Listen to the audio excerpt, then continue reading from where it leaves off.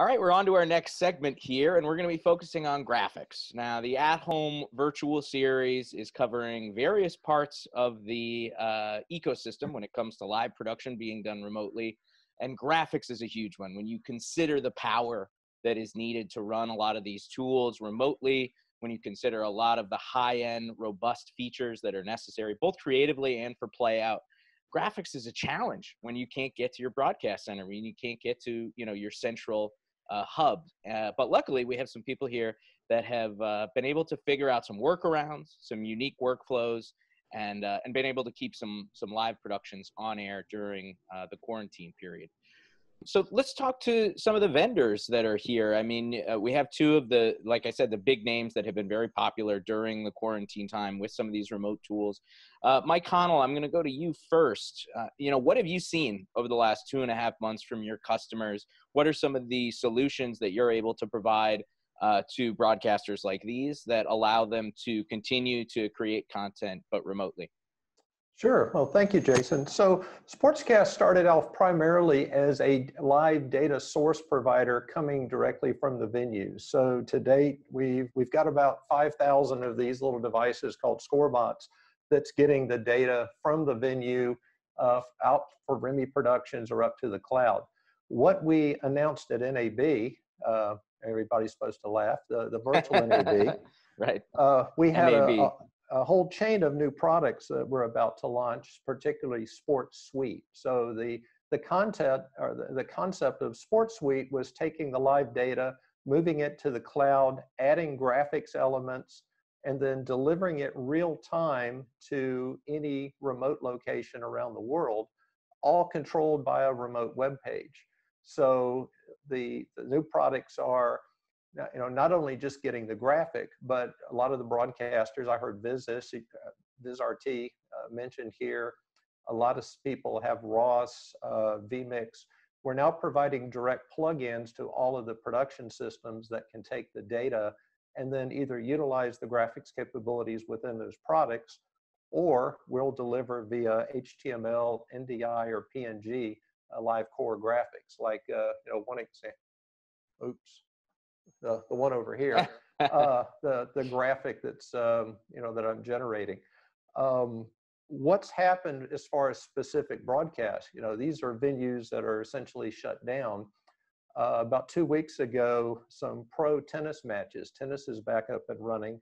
Right. Match Play 120 is running actually in 6 venues around the country. I'm going to ask Sam to. We're running vMix here, so it's amazing what we can pop up and run. They ask us with literally 1 week warning, can you give us a remote score system, provide graphics that go back into the venue? And we did a little app for the scorekeepers that essentially became the scoreboard. So there's a tennis scoreboard. This is live running on a web page. I'm gonna score. It's Mike playing, Andrew had the point. So real-time graphics, it's going up to the cloud, coming back and delivering. One of the things that everybody was concerned and asked for was, what is the latency?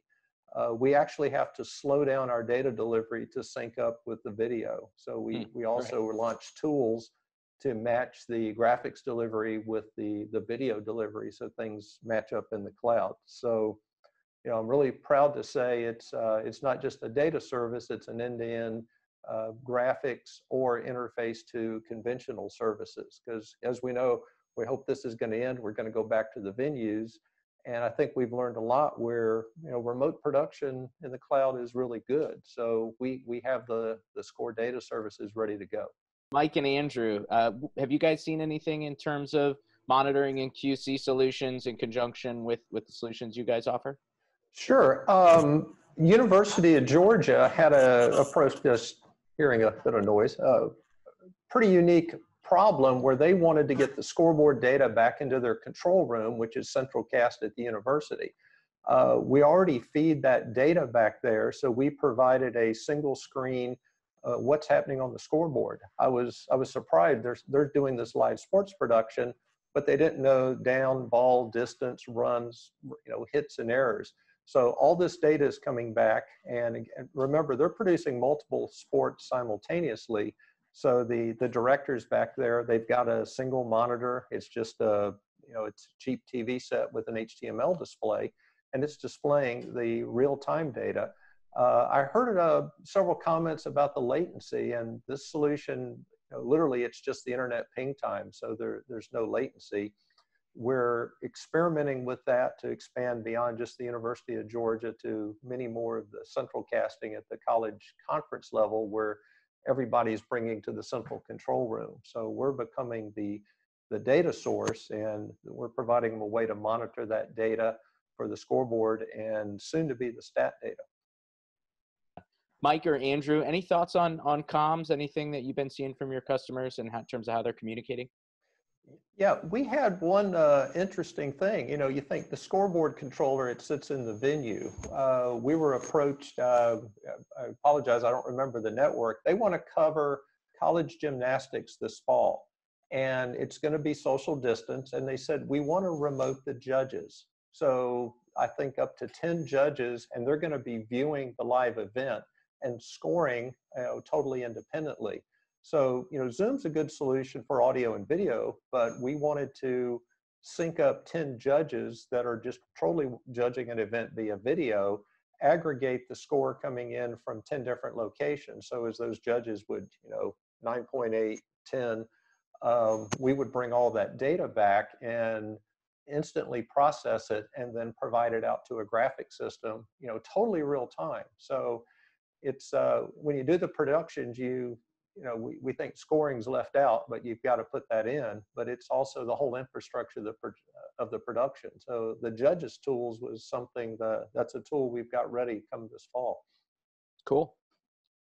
Andrew and Mike, briefly, because we're running a little low on time, is there anything that your customers have been like, man, that'd be great if we could do that, either with your tool or with another tool? Mike, briefly, go for it. Sure. We were tasked, we have thousands of channels of scoreboard data coming in live, and stat data is coming in with it. So, kind of the dream is auto graphics and stat production, working with the graphics design team so that these, something happens, the graphic is instantly available. Nobody has to pull it up. And then thinking ahead of the box, auto ad insertion, feeding the data to social media and to Facebook. And when my big player, does something great, that I'm notified. So right. It's working the data and distributing it more. All right, Mike? Yeah, the IT infrastructure, being able to walk out of the office and immediately pick up and get going is one point. The other one is listen to what our customers, our fans, the people that watch our content, they're telling us what they want. And I think we've learned a lot about what to provide them. Excellent. So have the IT infrastructure and listen to your fans, listen to your users. Guys, thank you so much. Really, really appreciate you taking the time. For everybody that's watching, most of these ladies and gentlemen will be here for the Q&A afterwards. In the meantime, guys, thanks again. And please stay safe, stay healthy, and our best to all your teams. Thank you very much. Thank you. Thank you, Jason.